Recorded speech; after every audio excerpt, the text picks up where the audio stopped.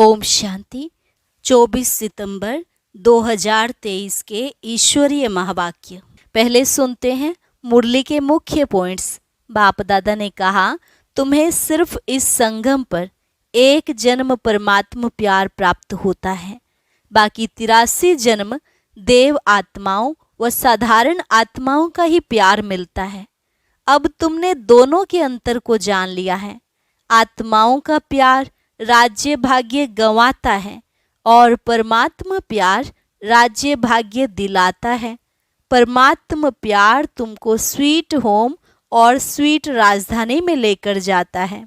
अभी वर्तमान के आगे भविष्य भी कुछ नहीं है, क्योंकि गायन है ना, अप्राप्त नहीं कोई वस्तु ब्राह्मणों के खजाने में, न कि देवताओं के खजाने में। फिर बाबा ने सर्व प्राप्ति संपन्न आत्मा की पहचान सुनाते हुए कहा, ऐसी आत्मा के चलन और चेहरे में सदैव प्रसन्नता दिखाई देगी। अप्रसन्नता कभी होती है तो चेक करो, जरूर कहीं न कहीं अप्राप्ति महसूस होती होगी। चाहे कितनी भी बड़ी बीमारी आदि आ जाए, लेकिन तुम्हें अपनी प्रसन्नता को नहीं गंवाना। परंतु कई बच्चे तन के साथ साथ मन से भी बीमार हो जाते हैं, तो ऐसे डबल बीमार होने के कारण सोल कॉन्शियस के बजाय बीमारी कॉन्शियस हो जाते हैं। बाबा ने कहा, आजकल के हिसाब से दवाइयाँ खाना कोई बड़ी बात नहीं समझो, क्योंकि कलयुग का सबसे शक्तिशाली फ्रूट यह दवाइयाँ ही हैं। ब्राह्मणों को हर बात में ब्रह्मा बाप को फॉलो करना है। जैसे ब्रह्मा बाप कितना साधारण होकर रहे, ऐसे तुम्हारा जीवन भी ना बहुत सादा हो ना बहुत रॉयल, बीच का हो। और लास्ट में बाबा ने कहा, मन को पूरा ऑर्डर प्रमाण चलाना है। लेकिन अक्सर होता क्या है, थोड़ा टाइम तो अच्छे से सेवा करते, योग में बैठते, लेकिन कुछ देर बाद ही अपसेट हो जाते। इसका कारण है एकाग्रता व दृढ़ता की शक्ति की कमी। बाबा ने कहा, किसी ने आपको कुछ कहा या गाली आदि दी और आपकी शक्ल पर अप्रसन्नता आई तो फेल हो गए। ऐसे टाइम पर यह गीत गाते रहो, बाप मिला तो सब कुछ मिला, तो चेहरा नहीं बदलेगा, सदा प्रसन्नता ही रहेगी। और अब सुनते हैं महावाक्यों को विस्तार से। मुरली का सार, सर्व प्राप्ति संपन्न जीवन की विशेषता है अप्रसन्नता मुक्त और प्रसन्नता युक्त। आज प्यार के सागर बाप दादा अपने प्रेम स्वरूप आत्माओं को देख रहे हैं। हर एक के दिल में परमात्मा प्यार समाया हुआ है। ये परमात्मा प्यार प्राप्त भी एक ही जन्म में होता है। 83 जन्म देव आत्माएं व साधारण आत्माओं द्वारा मिला। सोचो, याद करो, सारे कल्प का चक्र लगाओ। स्वदर्शन चक्रधारी हो ना, तो एक सेकंड में सारे कल्प का चक्कर लगाया। 83 जन्मों में परमात्मा प्यार मिला था? नहीं मिला। सिर्फ इस संगम पर एक जन्म में परमात्मा प्यार प्राप्त हुआ। तो अंतर को जान लिया ना, आत्माओं का प्यार और परमात्मा प्यार, कितना अंतर है।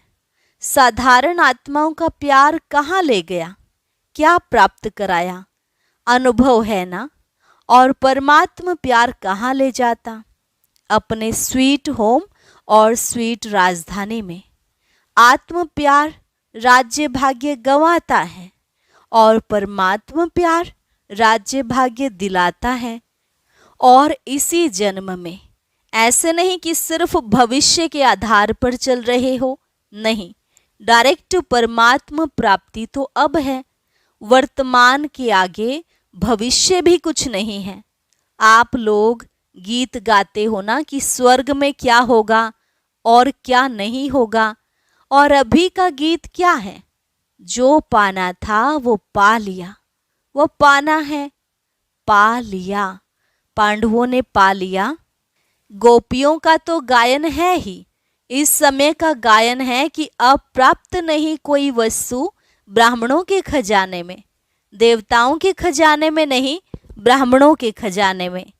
तो अभी ब्राह्मण होना तो अनुभव करते हो कि अब प्राप्त नहीं कोई वस्तु, और ये प्राप्तियां अविनाशी हैं, अल्पकाल की नहीं हैं।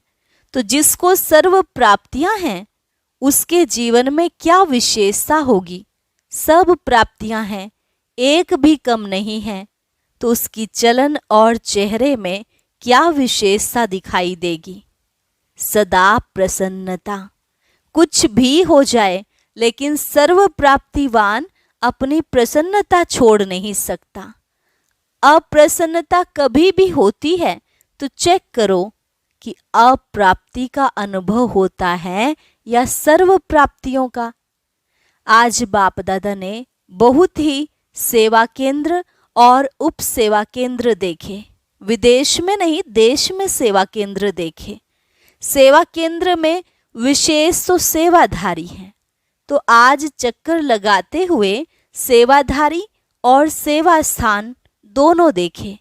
हर एक स्थान में चाहे छोटे चाहे बड़े सभी में चेक किया कि सेवाधारी तन से, मन से, धन से और सेवा के संबंध संपर्क से कितने प्रसन्न हैं, क्योंकि विशेष तो यही बातें हैं ना।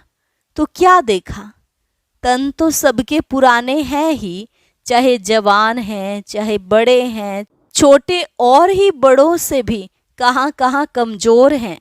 चाहे बीमारी बड़ी है लेकिन बीमारी की महसूसता कि मैं कमज़ोर हूँ, मैं बीमार हूँ, ये बीमारी को बढ़ा देती है, क्योंकि तन का प्रभाव मन पर आ गया तो डबल बीमार हो गए।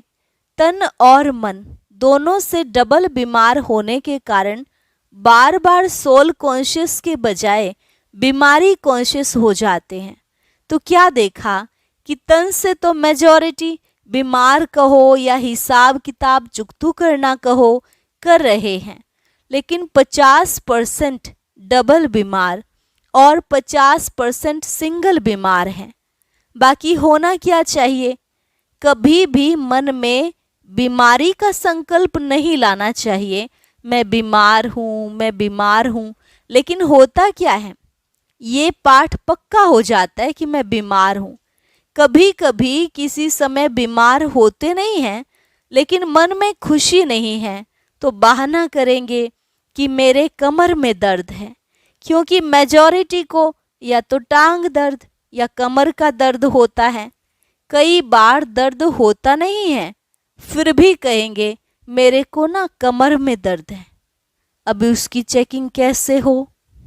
डॉक्टर्स के पास इसका कोई थर्मामीटर है जो कमर दर्द है या नहीं वो चेक कर सके? एक्सरे कराओ, ये कराओ, वो तो और ही खर्चा लगाओ। तो क्या देखा? तन के बारे में सुनाया, कई सेवाधारी ऐसे दिखाई दिए। सेवाधारी आप सभी हो, ऐसे नहीं समझना सिर्फ टीचर्स की बात है। सेवाधारी आप प्रवृत्ति वाले भी हो ना, कि जो सेंटर्स पर रहते हैं वो सेवाधारी हैं। आप लोग प्रवृत्ति में रहने वाले भी सेवाधारी हो। कभी आपके घरों का भी चक्कर लगाएंगे, देखेंगे कि कैसे सोते हो, कैसे उठते हो, डबल बेड है या सिंगल बेड है। अच्छा, ये तो आज के चक्र की बात है। आजकल के हिसाब से दवाइयाँ खाना ये भी बड़ी बात नहीं समझो, क्योंकि कलयुग का वर्तमान समय सबसे शक्तिशाली फ्रूट ये दवाइयाँ हैं। देखो, कोई रंग बिरंगी तो है ना, कलयुग के लास्ट का यही एक फ्रूट है, तो खा लो प्यार से। दवाई खाना ये बीमारी याद नहीं दिलाता। अगर दवाई को मजबूरी से खाते हो तो मजबूरी की दवाई बीमारी याद दिलाती है, और शरीर को चलाने के लिए एक शक्ति भर रहे हैं, उस स्मृति में खाएंगे तो दवाई बीमारी याद नहीं दिलाएगी, खुशी दिलाएगी। तो बस 2-3 दिन में दवाई से ठीक हो जाएंगे। आजकल के तो बहुत नए फैशन हैं। कलयुग में सबसे ज़्यादा इन्वेंशन आजकल दवाइयाँ या अलग अलग थेरेपी निकाली हैं, आज फलानी थेरेपी है, आज फलानी। तो ये कलयुग के सीजन का शक्तिशाली फल है, इसलिए घबराओ नहीं। लेकिन दवाई कॉन्शियस, बीमारी कॉन्शियस होकर नहीं खाओ। तो तन की बीमारी होनी ही है, नई बात नहीं है, इसलिए बीमारी से कभी घबराना नहीं। बीमारी आई और उसका फ्रूट थोड़ा खिला दो और विदाई दे दो। अच्छा, ये हुआ तन की रिजल्ट। फिर और क्या देखा? मन में क्या देखा? एक बात खुशखबरी की ये देखी कि मेजॉरिटी हर एक सेवाधारी के मन में बाप का प्यार और सेवा का उमंग दोनों है। बाकी 25% कोई मजबूरी से चल रहा है, वो छोड़ो, लेकिन मेजॉरिटी के मन में ये दोनों बातें देखी। और ये भी देखा कि बाप से प्यार होने के कारण याद में भी शक्तिशाली हो बैठने का, चलने का, सेवा करने का अटेंशन बहुत देते हैं। लेकिन खेल क्या होता है कि चाहते हैं कि याद की सीट पर अच्छी तरह से सेट होकर बैठ जाएं, लेकिन थोड़ा टाइम तो सेट होते हैं, फिर हिलना डुलना शुरू होता है। जैसे बच्चा होता है, उसको ज़्यादा टाइम सीट पर बिठाओ तो हिलेगा ज़रूर। तो मन भी अगर कंट्रोल में, ऑर्डर में नहीं है, तो थोड़ा टाइम तो बहुत अच्छे बैठते हैं, चलते हैं, सेवा भी करते हैं, लेकिन कभी सेट होते हैं, कभी अपसेट भी हो जाते हैं। कारण क्या है? होना सेट चाहते हैं, लेकिन अपसेट क्यों होते हैं? कारण क्या है? एकाग्रता की शक्ति, दृढ़ता की शक्ति, उसकी कमी है। प्लान बहुत अच्छा सोचते हैं, ऐसे बैठेंगे, ये अनुभव करेंगे, फिर ये सेवा करेंगे, फिर ऐसे चलेंगे, लेकिन कर्म करने में या बैठे बैठे भी दृढ़ता की शक्ति कम हो जाती है और बातों में मन बुद्धि बट जाते हैं। चाहे काम में बिजी नहीं है, लेकिन व्यर्थ संकल्प ये सबसे बड़ा काम है जो अपनी तरफ खींच लेता है। तो स्थूल काम नहीं भी हो, लेकिन दृढ़ता की शक्ति बंटने के कारण मन और बुद्धि सीट पर सेट होने के बजाय हलचल में आ जाते हैं। बाप दादा ने आप सबको जो काम दिया था वो देखा। बाप दादा के पास सब चिट्ठियां पहुंची, लेकिन कई बच्चे बड़े चालाक हैं। चालाकी क्या करते हैं? चिट्ठी लिखते हैं, लेकिन नाम नहीं लिखते। ऐसे समझकर करते हैं बाबा तो जानता है, फिर भी अगर काम दिया है तो काम तो पूरा करो ना। टीचर अगर कहे ये लिख कर आओ और टीचर को कहो कि आप तो जानते हो ना मुझे ये लिखना आता है, तो टीचर मानेगा? तो कई तो नाम ही नहीं लिखते। लेकिन जो भी जिस ग्रुप में काम दिया है, मेजॉरिटी सबकी ये खुशी की बात देखी कि सबने लिखा है कि हम डायमंड जुबली तक करके दिखाएंगे। ये मेजॉरिटी का है, आप सबका भी है। जीवन मुक्त हो जाएंगे। अगर सभी बातों से मुक्त हो गए तो क्या हो जाएंगे? जीवन मुक्त हो जाएंगे ना। तो सभी ने हिम्मत उमंग अच्छा दिखाया है, चाहे फॉरेन वाले चाहे भारत वालों ने। उमंग उत्साह सभी का अच्छा है। कोई ने, बहुत थोड़ों ने लिखा है कि हमको टाइम लगेगा। लगने दो उन्हों को, आप लोग तो जीवन मुक्त हो जाओ। तो रिजल्ट में देखा कि सभी को उमंग है कि डायमंड जुबली में कुछ करके दिखाएं। लेकिन बाप दादा ने देखा कि जितना अपने आप को डायमंड बनाने का उमंग उत्साह है, उतना ही डायमंड जुबली वर्ष में सेवा के प्लान भी बहुत फास्ट बनाए हैं। इसमें बाप दादा खुश हैं। लेकिन ऐसा नहीं कहना कि बहुत सेवा का बोझ था ना, इसलिए थोड़ा नीचे ऊपर हो गया। ये बाप दादा नहीं चाहते। सेवा जो स्वयं को व दूसरे को डिस्टर्ब करे, वो सेवा नहीं है, स्वार्थ है। और निमित्त कोई न कोई स्वार्थ ही होता है, इसलिए नीचे ऊपर होते हैं। चाहे अपना चाहे दूसरे का स्वार्थ जब पूरा नहीं होता है, तब सेवा में डिस्टरबेंस होती है। इसलिए स्वार्थ से न्यारे और सर्व के संबंध में प्यारे बनकर सेवा करो। तब जो संकल्प किया है, वो लक्ष्य रखा है कि डायमंड जुबली में डायमंड जुबली मनाएंगे, वो पूरा हो सकेगा। आधा नहीं याद करना। कई ऐसे जवाब देते हैं, कहते हैं डायमंड जुबली तो मनाने की थी तो मनाया, उसमें बिजी हो गए। लेकिन बाप दादा के दोनों शब्द याद रखना, आधा नहीं। डायमंड जुबली मनानी है। सिर्फ मनानी है नहीं, बनकर मनानी है। तो मतलब का अर्थ नहीं लेना, मना लिया ना, लेकिन बनकर मनाया। बनकर के मनाना, ये है डायमंड जुबली का लक्ष्य। तो आधा लक्ष्य नहीं पूरा करना, डबल है, बनना भी और मनाना भी। सिर्फ बनना नहीं, सिर्फ मनाना नहीं, दोनों साथ साथ हों। और आप सबको मालूम है कि अब आप डायमंड जुबली के और डायमंड बनने के प्लान बना रहे हो, तो आप सबसे पहले माया भी अपना प्लान बना रही है। इसलिए ये नहीं कहना कि क्या करें बाबा, हिम्मत कम हो गई, माया बहुत तेज है, माया को अपने पास रखो, राज्य आप करेंगे और माया को बाबा संभालेंगे। राज्य तो आपको करना है ना। माया जीत जगत जीत बनता है, तो माया को जीतने के बिना जगत जीत कैसे बनेंगे। इसलिए चारों ओर अटेंशन प्लीज, समझा।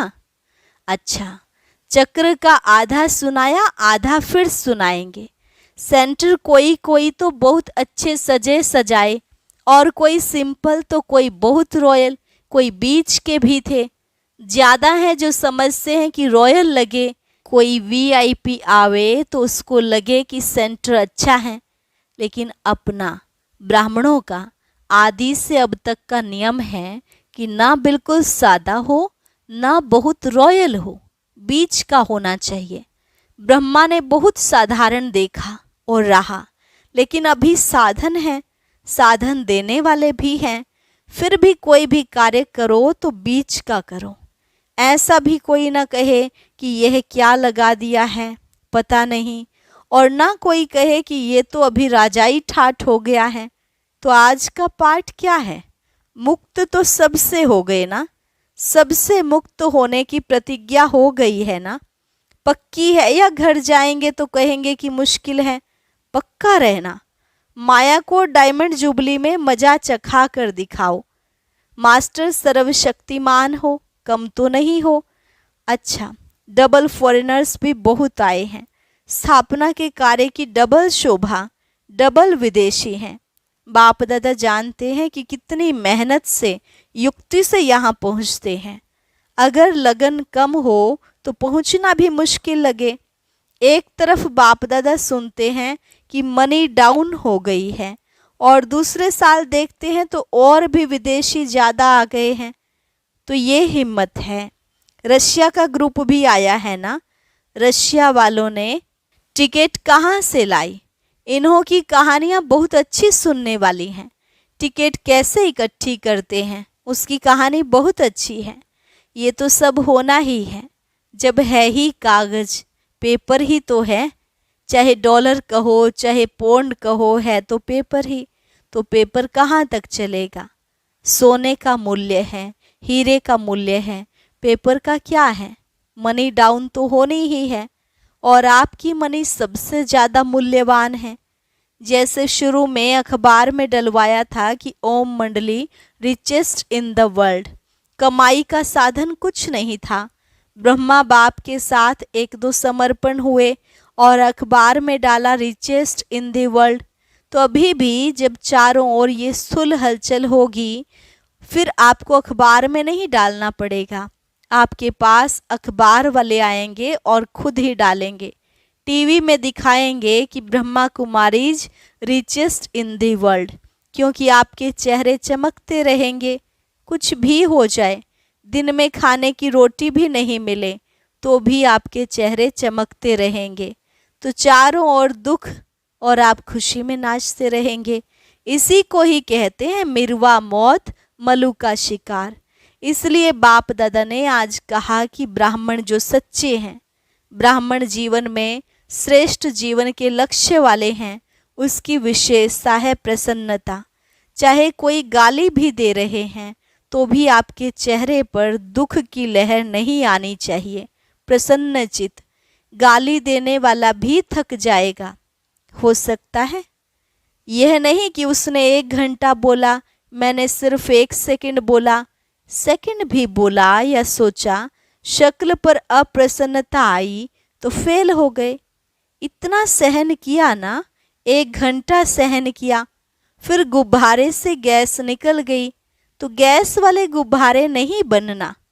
और चाहिए ही क्या, बाप मिला सब कुछ मिला।